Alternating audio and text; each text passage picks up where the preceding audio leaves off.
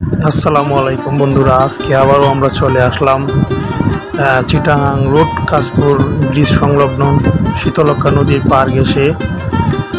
শীতলক্ষ্যা নদীর পাড়ে jute mill আছে, সেই জুট মিলের পাশেই একটি অসাধারণ মেলা। ওই মেলাতে আসলাম, এসে ওখানে ড্রাগন ট্রেনের একটি টিকিট কাটার পর আমার ছেলে আরিয়ান আর আমার ওয়াইফ, তাদের দুজনকে উঠিয়ে দিলাম। ওই যে দেখতে পাচ্ছেন ড্রাগন ট্রেন চলতেছে।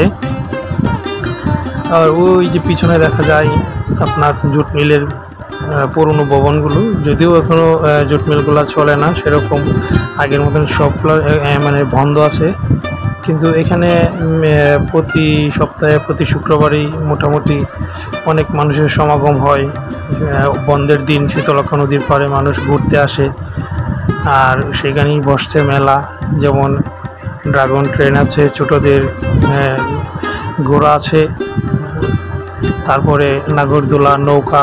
আর ওই পাশে দেখা যায় এক কোনায়, আপনারা অবশ্যই দেখেছেন যে অনেক সুন্দর একটা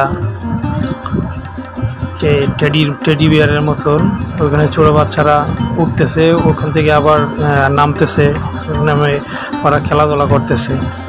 আর অনেক মানুষ এখানে ঘোরাফেরা করতেছে, ঘোরাফেরা করে দেখতেছে, অনেক আনন্দ করতেছে। যদিও ওখানে গান বাজনা ছিল, বক্স বাজানোর অবস্থায় ছিল, অনেক ভালো ভালো গান ছিল, কিন্তু গানগুলো তো আর আমি করতে পারি নাই, বন্ধ করে দিছি। জাস্ট আমার বয়সটা আমি দিলাম। আশা করি ওই যে দেখা যায় আপনারা টেডি আপনারা অবশ্যই, আশা করি আপনাদের অবশ্যই ভালো লাগবে। ঠিক আছে, যারা নারায়ণগঞ্জে আছেন বা থাকেন, যারা নারায়ণগঞ্জ থেকে ভিডিওটা দেখতেছেন, তারা অবশ্যই শীতলক্ষ্যা নদীর পাড়ে আসবেন। কাশপুর ব্রিজ সংলগ্ন ব্রিজ গেছে শীতলক্ষ্যা নদীর পাড়, ইপিজেডের দিকে এইভাবে গেছে রাস্তাটা, ওই দিক দিয়ে গিয়ে আপনারা নদীর পাড়ে উপভোগ করতে পারেন। বিকেলটা আপনাদের অনেক সুন্দর কাটবে, অবশ্যই সুন্দর কাটবে।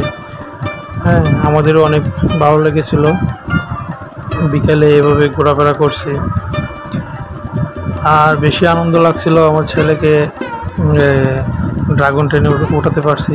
এই যে চশমা পরে বসে আছে, ঠিক আছে, সে অনেক আনন্দ পাইছে, সেটাই হচ্ছে বড় কথা।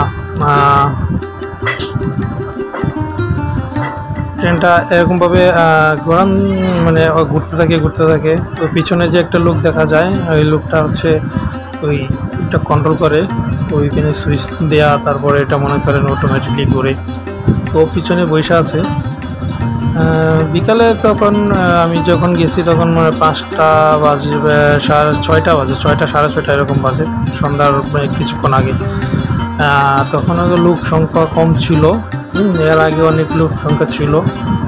তো আমরা একটু লেট করেই গেছি, কারণ এক জায়গায় আমরা একটু দাওয়াতে গেছিলাম, দাওয়াত থেকে বের হয়ে তারপরে আমরা চিটাগাং রোড থেকে একটা রিক্সা নিয়ে সরাসরি চলে গেলাম শীতলক্ষ্যা নদীর পাড়। ওখানে গিয়ে একটু আনন্দ করলাম।